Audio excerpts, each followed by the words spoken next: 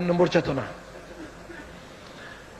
সেটা হচ্ছে যে আমরা রুকন যারা আমাদের জনশক্তি সকলের জন্য সমানভাবে কথাটা প্রযোজ্য। আমরা আল্লাহর আইন সৎ লোকের শাসন চাই। এ সৎ লোকের সংজ্ঞা কি? সৎ লোকের সহজ সংজ্ঞা হলো ইসলামের দৃষ্টিতে সৎ লোক ওই ব্যক্তি যেই ব্যক্তি বিবেকের বিরুদ্ধে চলে না। কথাটা কিন্তু বুঝবার বিষয়। আল্লাহ তাআলা বিবেক দিয়েছেন প্রত্যেককে। বিবেক কি? ওই রূহ, দেহের যত দাবি থেকে বলে নাফস।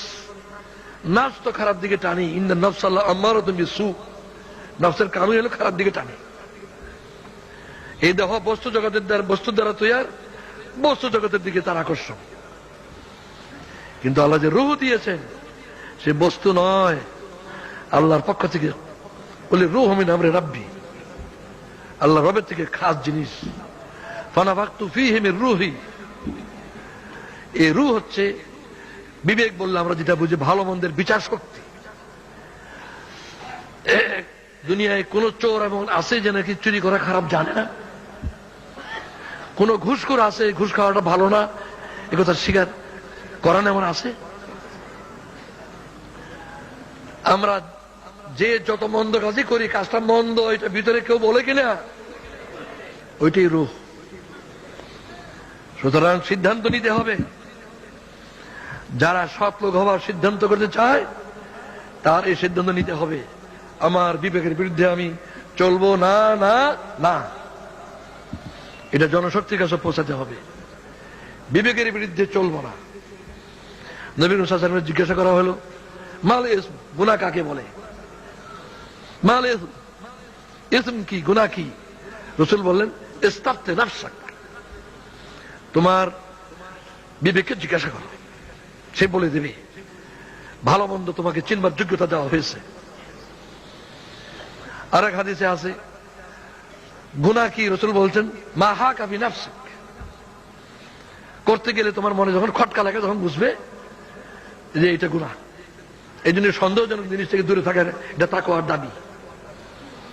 মা হাকা বিনাফসিক। সুতরাং দ্বীনের দাবি হলো যে বিবেকের বিরুদ্ধে চলবে না। গোটা জনশক্তির জন্য রোকন সহ সকলের এই কথাটা পৌঁছতে হবে। যদি কোনো সময় বিবেকের বিরুদ্ধে কাজটা হয়ে যায়, হতাশ হবেন না, তওবা করবেন, দৃঢ় প্রতিজ্ঞ হবেন যে আবার হতে দেব না।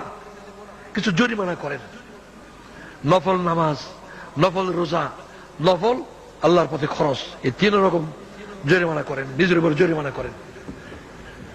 আবার যদি একই জিনিস হয়ে যায় বিবেকের বিরুদ্ধে, জরিমানা বাড়াইয়ে দেন। নফল নামাজের পরিমাণ বাড়ান, নফল রোজার পরিমাণ বাড়ান এবং আল্লাহর পথে খরচের পরিমাণ বাড়ান।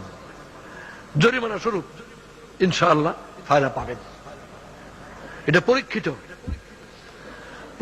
এটা আপনার পরীক্ষা করে দেখবেন ইনশাআল্লাহ। বিবেককে জয়ী রাখবেন। নামাজ রোজা আল্লাহ দিয়েছেন কি করার জন্য? নফসের উপরে বিবেককে শক্তিশালী করার জন্য না। সুতরাং আমি আপনাদের কাছে যে আলোচনা করলাম, রুকনিয়াতের চেতনা এবং গোটা জনশক্তির জন্য সহি জজবা। রুকনিয়াতের চেতনা 5টি পয়েন্ট বললাম, আর কর্মীদের জজবা 3টা বললাম। কিন্তু একটা কথা সবার জন্য, বিবেকের কথাটা সকলের জন্য। আল্লাহ তাআলা আমাকে, আপনাদের সকলকে এই সব কথাকে সঠিকভাবে মেনে চলার তৌফিক দান করুন। ওয়া আখিরু দাওয়ানা আলহামদুলিল্লাহি রাব্বিল আলামিন।